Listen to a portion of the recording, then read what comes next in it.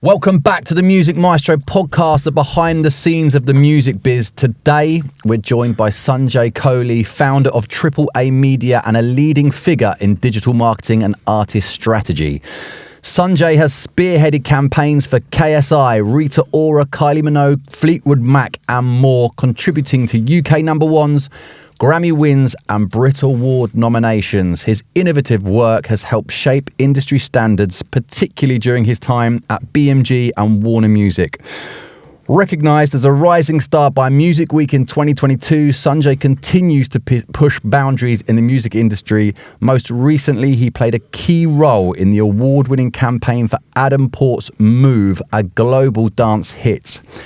After wrapping up a 5-week tour of Southeast Asia, exploring Vietnam, Thailand and Malaysia, Sunjay is here to share his insights and experiences. Please welcome Sunjay Kohli.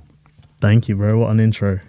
How you doing, man? Good, really good, yeah. Definitely got that name right.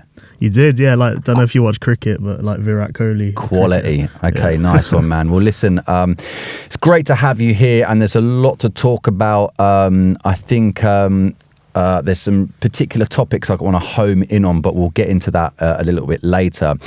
I think what I'd like to do as a start is, obviously you've got this experience in the music industry. We were just talking then about you doing your degree in Birmingham. That's where you're from.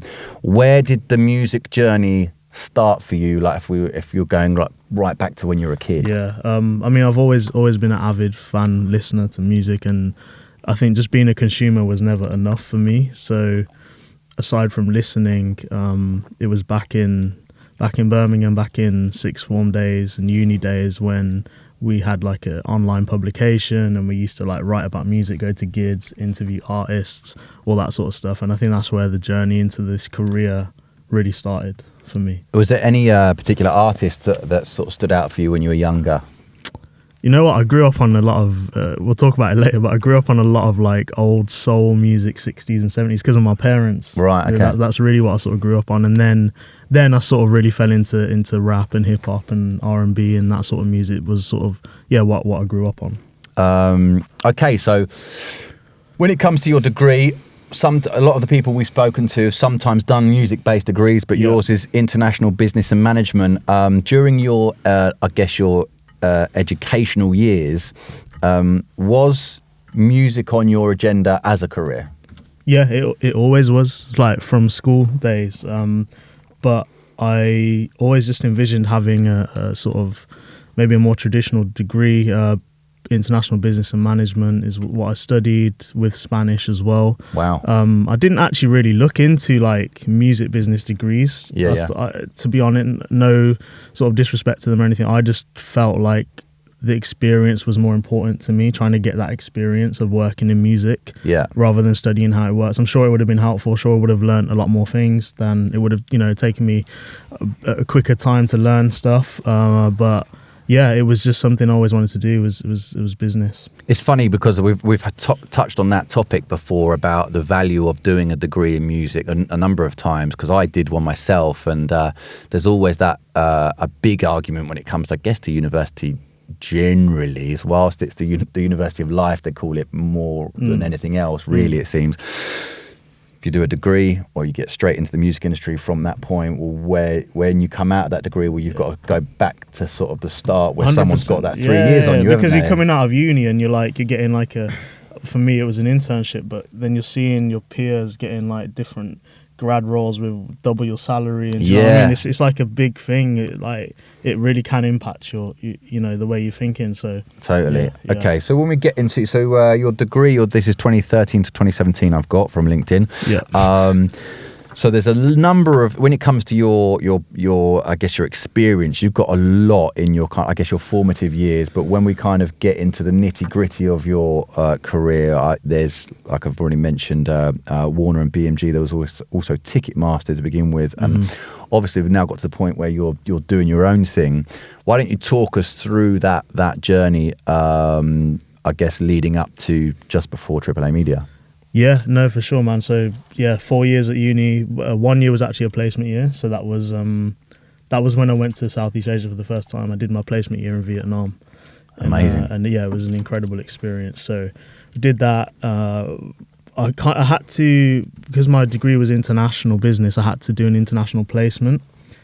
And I was trying so hard to find a label abroad that would take me on for a year as an intern. Yeah. And that's when I sat in that uni library and sent like over 100 emails to all the different label offices in each country, trying to land something, and I just didn't get anywhere. So I ended up just taking a placement that was the furthest away, not because I wasn't happy, but because I just thought there's no point me sort of staying in Europe. I wanted to venture further afield, and this job at a uni came up in Vietnam, so I did that, came back, and then final year obviously studying and just constantly applying for jobs in music, trying to make that move down to London where it was happening. And then eventually after I graduated, I think maybe a week or so after, I landed the internship at Ticketmaster. You want me to carry on? Yeah, I mean, okay, cool. I mean, so obviously this is now 2018. We're up to, like you say, and I guess the next big thing for you is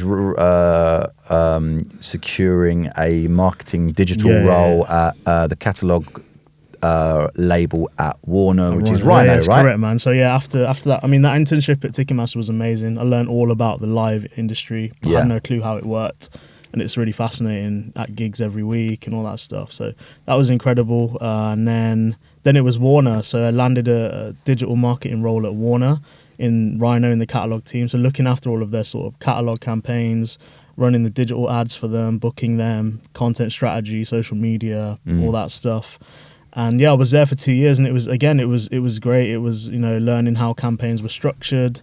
It was in the catalog division, and so it differed a lot from when I went to BMG and worked at Frontline, and the pace was different, because when we're talking about new releases and new music, it is a different pace. Not saying that catalog is behind, but it is a bit slower. My experience is that the urgency wasn't there as much.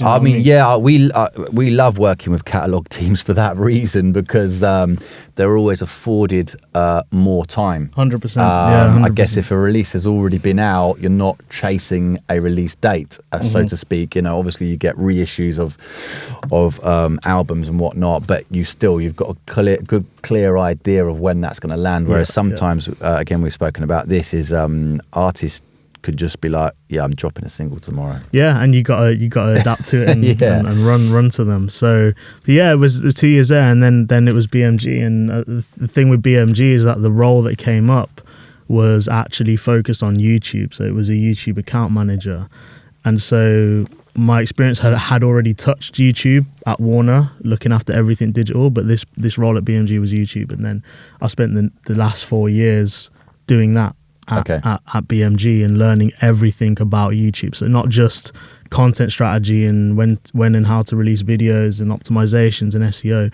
but also the side that people don't see, which is the business side, the monetization, managing your visual assets, how to control the content management system, the importance of that, the direct relationship that a label or artist have with YouTube as a partner, the same way you have it with other DSPs. And that was the process I managed for the UK market.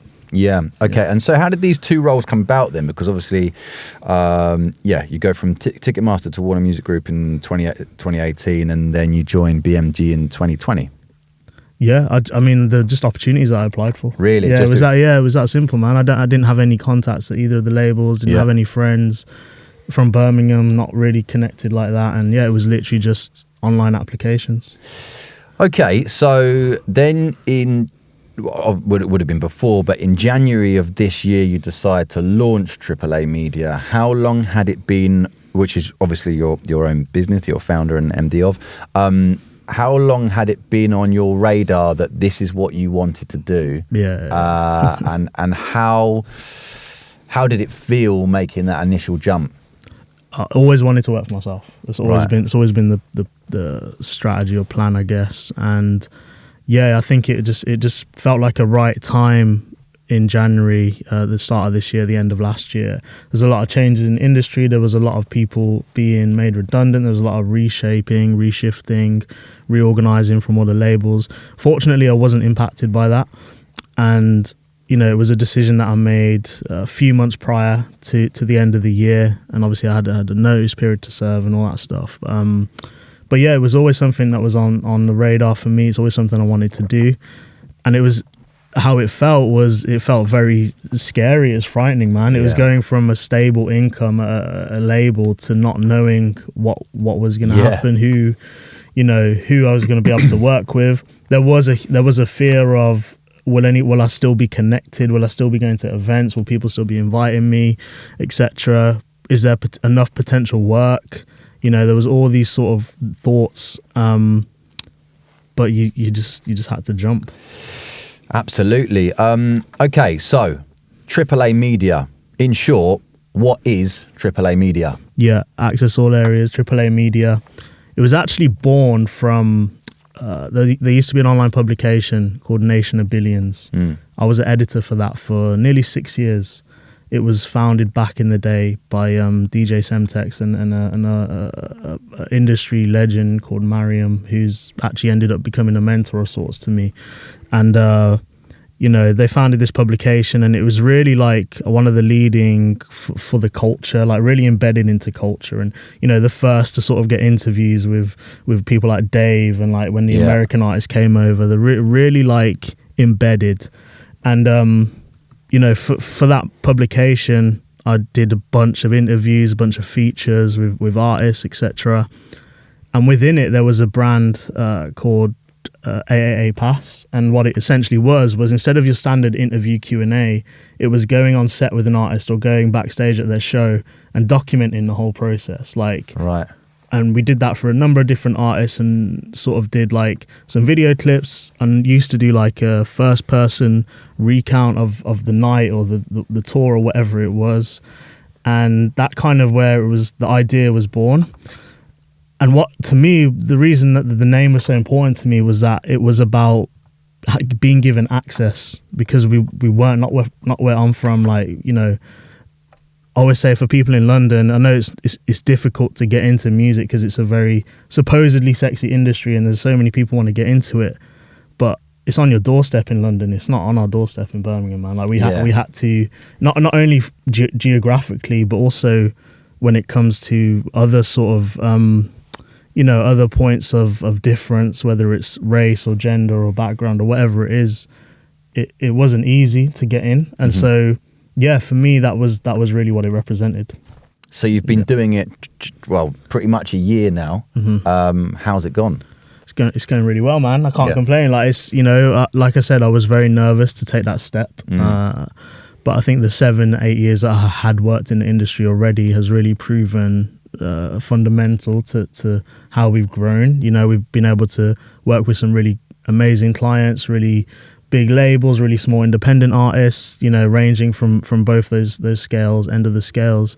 And yeah, it's been great. We've been offering a bunch of different services across digital marketing, content, consulting. So yeah, it's been an incredible ride so far, and we seem to keep growing every month, which is really nice. Okay, so what I want to go to now is 2022. Rewind a little bit. Sure. Music Week, massive industry publication. You get chosen as a rising star.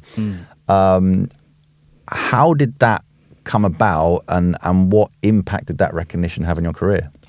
Firstly, it was really, really significant for me. I used to. At Ticketmaster, I used to borrow the Music Week editions every week and take them home, because I used to read that, and that was where I learned everything. That was where I gained all my knowledge. That's where I learned about who's who, how things work, what their strategy is. So to be featured in there, it was a really, really amazing experience. And it wasn't the first time either, because we had a couple of take a bows where they sort of named different campaigns and people that have been involved in them as well. So yeah, it was amazing, man. It was something I felt like was due as well. I feel like I had done a quite amount of work up until then, and it was nice to be able to speak about it and be recognised. So, amazing. Yeah. Okay, and then another. I kind of want to flip to something quite personal to you. Type 1 diabetes. I've actually got one of my best friends has recently been. I don't know if diagnosed is the right word, is it? Yeah, it is. It's diagnosed. Yeah. But you've been sort of privately to until recently living with this. It was like friends and family, I believe, that only really That's knew. correct, yeah. Then you did this TEDx talk on it. That was powerful. Again, how did that come about, and what was the kind of message that you were trying to get across? Yeah, man. Yeah, I've lived with type 1 diabetes for nearly 10 years.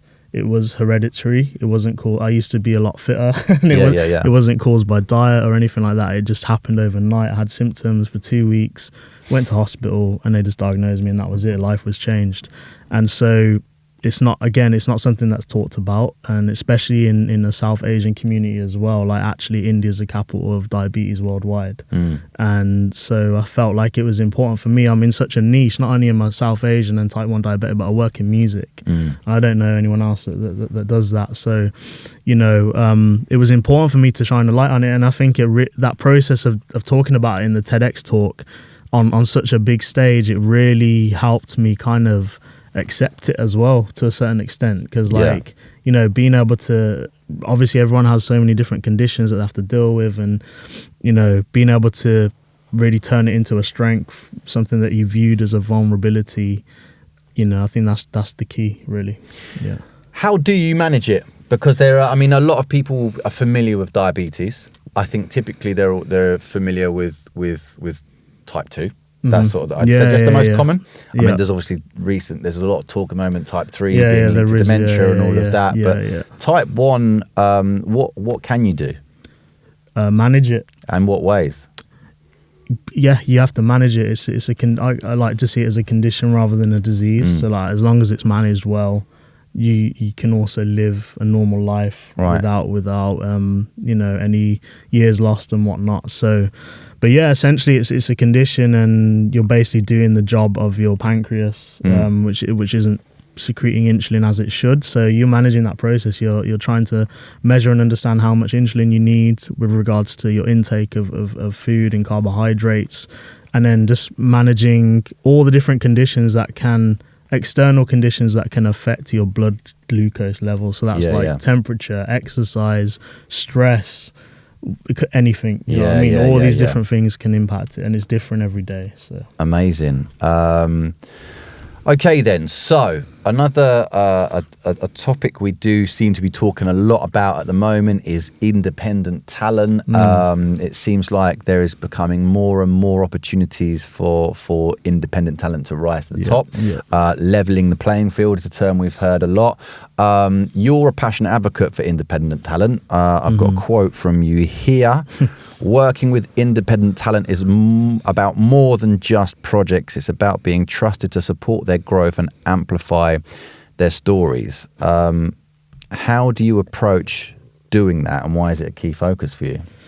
Well, a couple of reasons. I think, first of all, what we talked about with AAA and what that represents, being able to break into somewhere where you don't typically belong, or it's not built for you.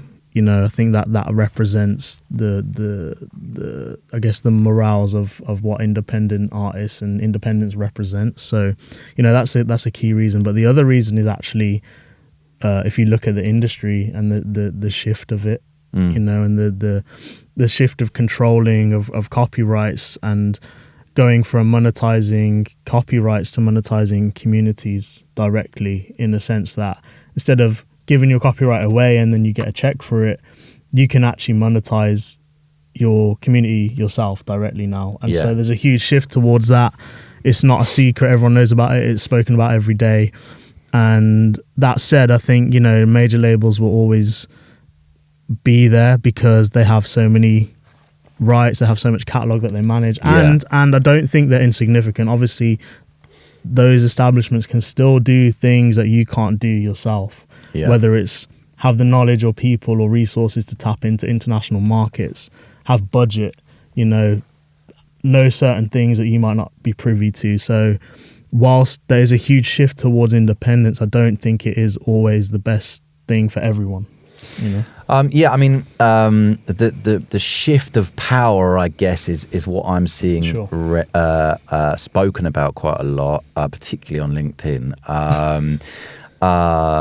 Would you agree with that? Is that what you're seeing from your side as well? And I guess what do you how do you think that's going to 2025, what are we going to see that happen more? Yeah, I think so, man. 100%. I think it is what's happening, and it makes sense for a lot of people as well. So yeah, I can see it happening 100%, man. I think that's what's going to happen. Okay. Yeah. I want to touch on then marketing now. Obviously, you've big part of your career has been marketing. When we're looking at marketing and social, again, something I read from you is there's a lot of talk about, TikTok and Instagram. Your expertise sits in the YouTube space. Yeah. What can you then tell us about YouTube that we need to know? That it's the only place right now online as a social media account or platform where you can have a direct impact on how much money you make. Right. Okay. Yeah. And so when it comes to the challenges and opportunities for like independent artists monetizing their music, how do you do that with YouTube? Yeah, I mean, there's a number. If I told you that there was 10 ways that you can monetize your music on YouTube, how many would you be able to name? Not many. Yeah, exactly. The main one that everyone focuses on, which is a big driver, is obviously the YouTube Partner Program. So you hit the criteria, the eligibility, and then you can have ads placed on your channel for you on behalf of YouTube and earn revenue. And that's obviously typically the major way that people try to monetize. One that we spoke about. I'm not going to run through all 10, by the way. Yeah, but, okay. We'll do that separate. Well, you can book me for consultation if you want that. Yeah. So the other one we mentioned earlier was obviously branding and sponsorship, and that's, as you'll see from all the different content around, whether it is music or non-music, brands are really a key way of monetizing. And it doesn't have to be, see, when it comes to independent artists, you talk about trying to build a following so you can then get these sponsorships, etc. You don't have to have, like, I've seen channels with like 5,000-6,000 subscribers and they have a sponsor. Do you know what I mean? So it's really about just tapping into the right markets and audiences and being able to show that you can provide value for certain brands, certain agencies, certain markets, and certain affinities that brands want to tap into. Yeah, I mean, there's sort of couple of things. There's micro communities are spoken about a lot, but also actually, and I don't know what your take on this is, although it's sort of a given really, is that there seems to be a lot of talk right now on the amount of followers you have. Like, social media has changed. Before, there was a direct correlation between the amount of followers that you'd have and the amount of engagement that you would get. Now in the TikTok world, where you can have 50 followers, but you have the opportunity for something to go viral as much as someone with 200,000 or 2 million followers does. I guess taking that back to, if we go back to YouTube, sure. When you're working with artists, are you crafting YouTube strategies for them? Yeah. And how do you go about doing that? I mean, it really depends, man, because there's so many different variables within a campaign that you have to adhere to, whether it's other commitments they have, the rollout, the actual music or the content itself. One of the key philosophies that I've always tried to employ is actually community over brand. Right. And so that leans into what you're just talking about with regards to having fans, not followers. Do you know what I mean? Yeah, And it's about how many of, like you said, how many of those people are actually going to engage.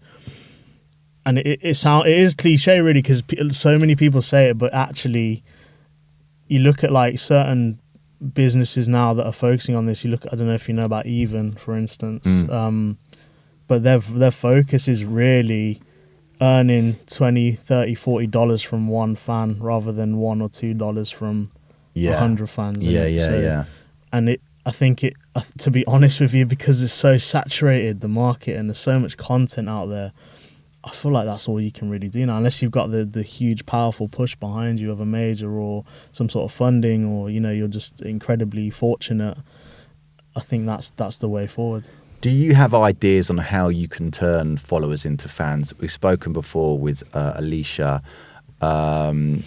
Cooksley, can't quite remember, where she's head of streaming strategy for Got Your Back, and they're talking about how you turn listeners from a playlist into fans. Yeah. And I guess, again, it can be viewers into fans. How do you turn consumers of however form it might be into fans? Do you have any thoughts on that?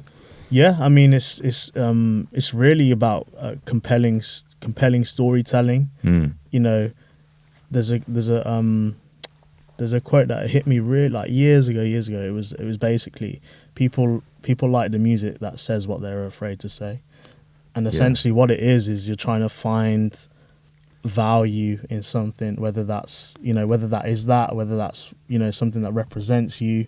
And so I think that's really the key, is honing in on what you're offering, and that with all relationships, with all communities, with all purchases, there's a value exchange. Yeah. And I think that's what you really need to focus on. Okay.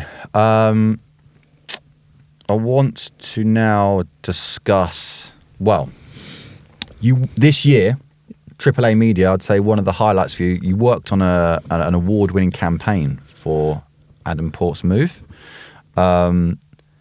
How did that tune become so big? Because I just remember hearing it everywhere.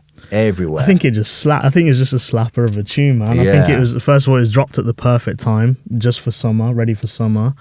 They toured. They were touring all over the world doing sets. All the artists on the track, and I think it was just perfect timing, and like good music hits. Yeah. There's no arguing with that record. Like that record just went. Absolutely. Well, how was your what role did you play in that? Yeah, we so obviously the track comes out of Germany, and this is Kind of Music. Is that's that right? correct. Yeah. And then we were hired to look after and service the UK market essentially for it, and obviously UK is big dance market. Yeah. So, we were looking after DSPs and streaming and stuff like that. So, yeah, we basically helped push the records, playlisting, etc.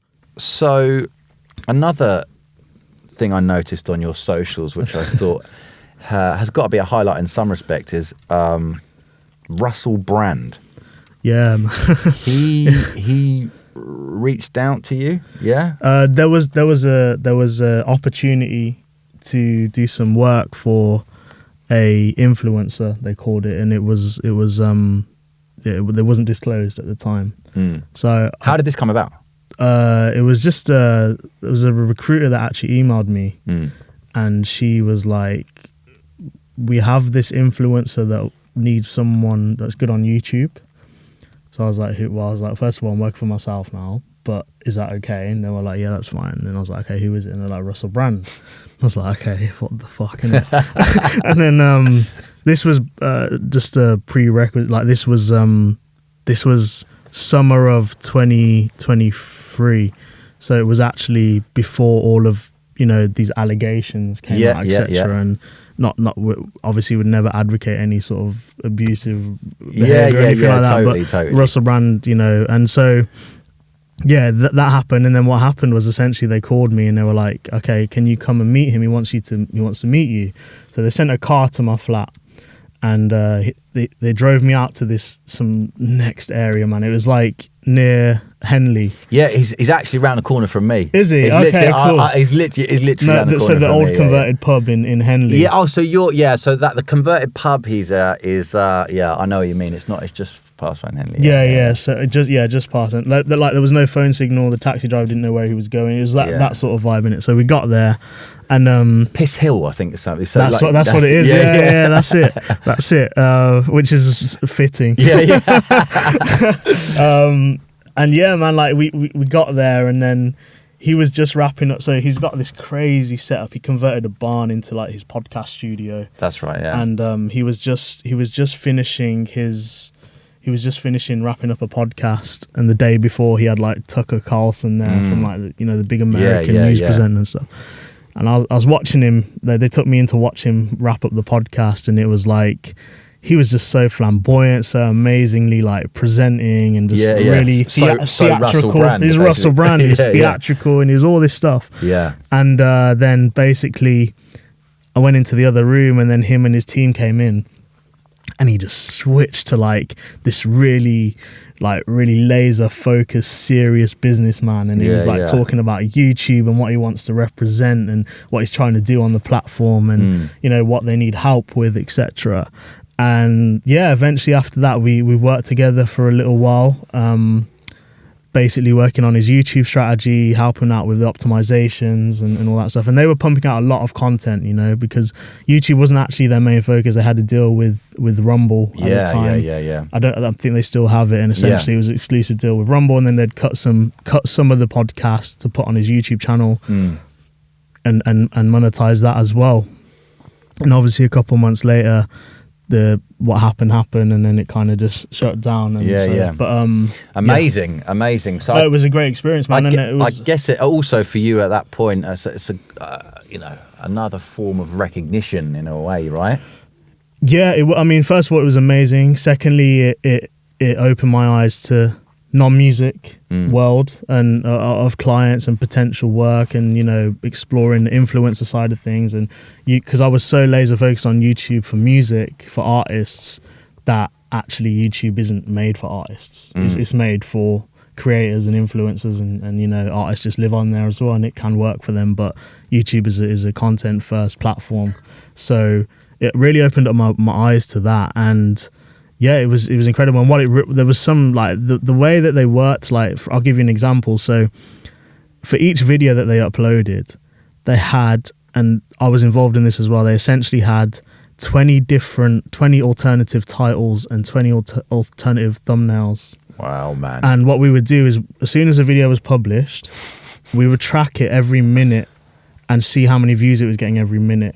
If it dropped 3 or 4 minutes consecutively, we'd switch up the title or switch up the thumbnail, and we'd watch it go up or down again. That is insane. I've never seen that level of intricacy. I've worked on YouTube for 4 years, I've never seen that level of intricacy when it comes to thumbnails and titles. Yeah. There's a lot of things that they could have maybe done that you know, tried to suggest, etc., but that's a different story. And like, because you know, they were set in their ways, they had their team, and it was whatever, you know, I was there to help build what they already built. And so, but that level of like focus and intricacy on it was insane, and it speaks to that world as well. And like, even Diary of a CEO, I think they hired like an actual YouTube thumbnail designer, and that's their job, like just design thumbnails.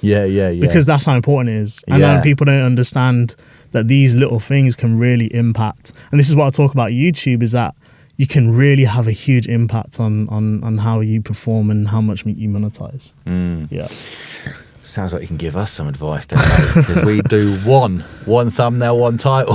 So okay, amazing. When you touched on the algorithm there, like I guess, well, there's a couple of things when it comes to artists, going back to music or keeping it music, and I don't know whether it's a new song, new album, or whatever, behind the scenes, like there's a lot of pressure on artists to create content on a regular basis. There is no one size fits all answer, but I'm going to ask that of you. How much content should artists be creating? Is it every day? Is it every week? Is it 4 times a day? I like you said, I don't think there's really an answer to that. I think what I would always suggest or strategize is basically just be resourceful with the content you are doing. So, for instance, if you're shooting a music video, or if you're doing like a biography interview, from that interview, not only could you create clips for your social media, but then you could also have like pull the voice and create assets, like voiceover assets, and then that interview can also serve as your press release, like the basis for your press release or your PR. And then photos the same way, just trying to basically be a lot more resourceful with the content that you are shooting. Same for music videos, make sure you've got a certain amount of clips or you're premiering it with a live stream, or just make sure that there's always consistently stuff that you can pull from what you're creating. So, but you're talking about essentially making the hero asset sweat in as much as extracting as much from it as you possibly can, which is why podcasts are great.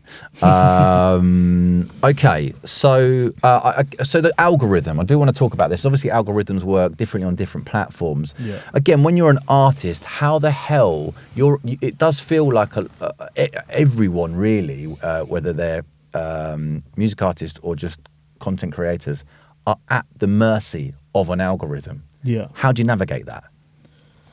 It's a tough question. And I think I think it's a little bit different when it comes to YouTube, but that experience I told you about with Russell Brand, it really highlighted the fact that you need to think of algorithm as your actual fan base, and what they're doing is they're reacting to whether they like what you're putting out or not. So if there was a certain thumbnail that worked really well, there's something about that thumbnail that they really liked, or was really engaging, or it was a bright color, or it was an attractive person, or it could have been anything that they reacted to. And I think it's really just about honing in and laser focusing on the what people are reacting to in your content. So I think it's, if you think about it widely and you're trying to service everyone and make it pop, I just don't think that that's a strategy that works. I think you really need to focus on what they're going to engage with. Yeah. Okay. I've got a big question for you here. Yep. What do you... I saw something on LinkedIn yesterday, and it was asking this question, but it asked a lot of people, and it came back with basically, what do you think the biggest problem to solve in the music industry is right now? That's a big question, man. Yeah. I warned you. I didn't prepare for that one. And I mean, to be honest, there are a number of answers, but is there anything that comes to the top of your head? I mean, we can talk about like the economic issues and the payouts and all that stuff, but something that I've been focusing on for not only clients but just out of interest as well is actually misplaced or missing revenue. Right. And not having your shit in order. So you're missing out, you're leaving revenue on the table. Estimated by 2030 that there's going to be over $5 billion worth of revenue within music that has either been misplaced or lost.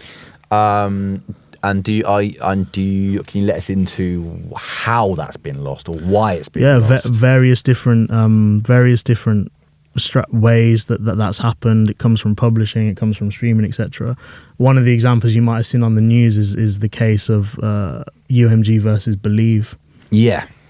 And it was really interesting to me because one of the key platforms that it was happening on was YouTube.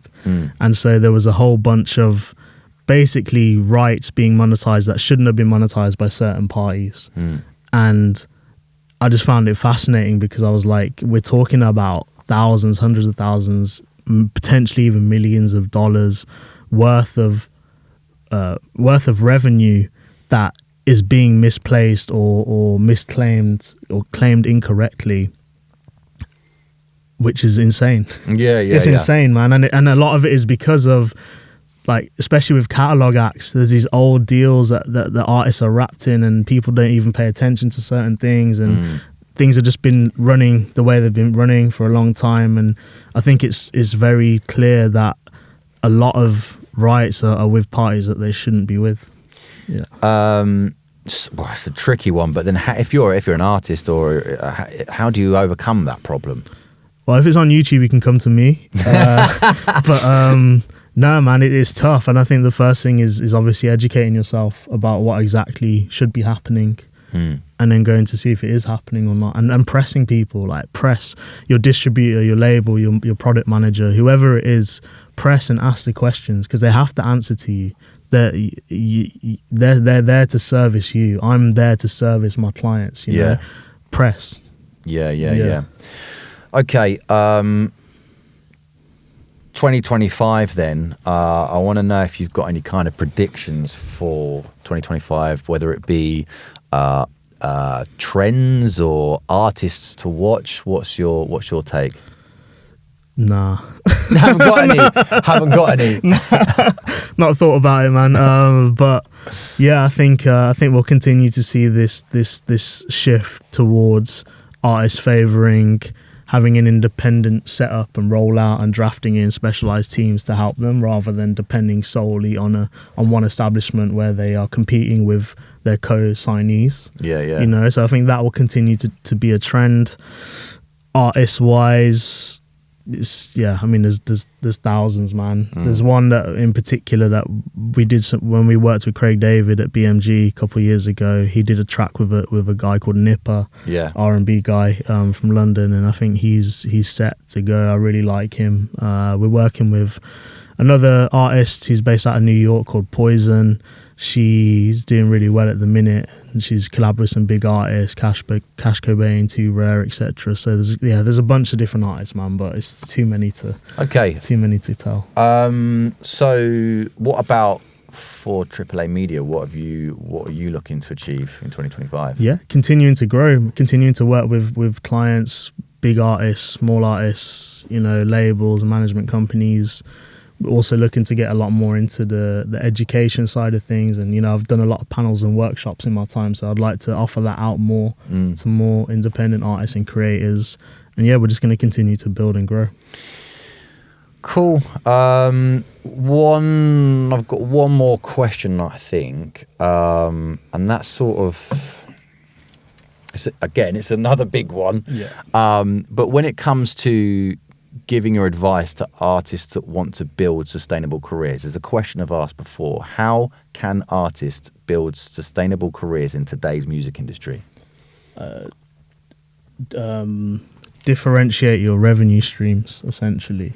Okay. I think it's obviously it's always the ideal to be able to live off record sales or streaming revenue, but the fact is that that's very difficult, and so unfortunately or fortunately, you do need to, or you have the opportunity to focus on live, focus on sponsorship, focus on even education, songwriting, teaching people how to make a track. Or there's all these different ways that you can make money from music that isn't selling records. Do you know what I mean? And I think you just have to be open and adapt to that. Unfortunately, it's not a time where you can just put out an album and hope it will just sell and live off that. It could happen if you get lucky, but more time it's not going to happen. So I think it's just about being open and understanding that, you have to diversify your revenue streams as much as you can. If you were to pick one revenue stream that you don't think artists are paying enough attention to, what would you say that is?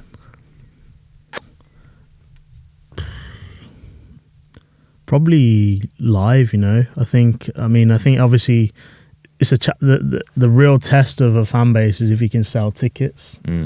But let's say you're a grassroots artist and you don't really have a fan base, there's still places out there which will book you, for a few whatever. They'll book you and you can make money that way. Even look at corporate events, do you know what I mean? They're always booking artists or DJs or whatnot. And I think the other thing with live is that people always tend to forget that you really do have to build. Just because you have a hit song, you probably still won't even sell 300 tickets. Do you know what I mean? You really have to build that live fan base, and so I think it's an area that artists could focus on, but it's one of many. It sort of goes into that point again about listeners into fans, because whilst you can have a huge hit and many listeners, that doesn't necessarily mean that those listeners are would you spend £80-90 on a ticket to see, I don't want to out anyone, but do you know what I mean, just to hear one track? No, I mean, listen, I could. It's difficult because I'm big into my dance music, but let's say Adam Poor.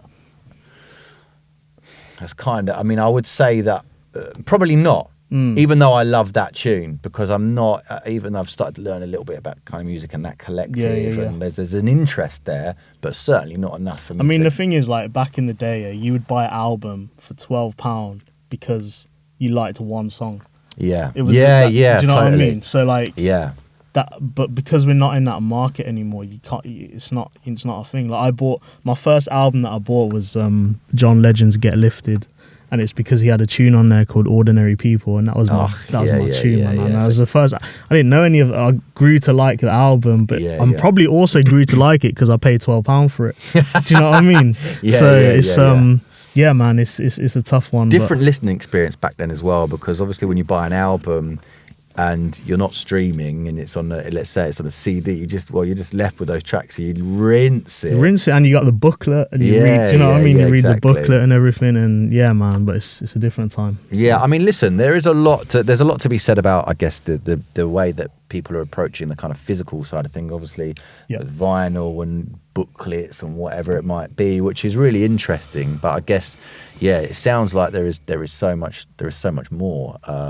But listen, mate, I think that's everything. There's some really interesting points I think we covered there, and some great stories. So yeah, I think best of luck with everything that's happened with AAA Media. I hope you have some more highlights in 2025. And thank you very much for coming on, mate. Appreciate you having me, man. Thank you. Nice one. Cheers.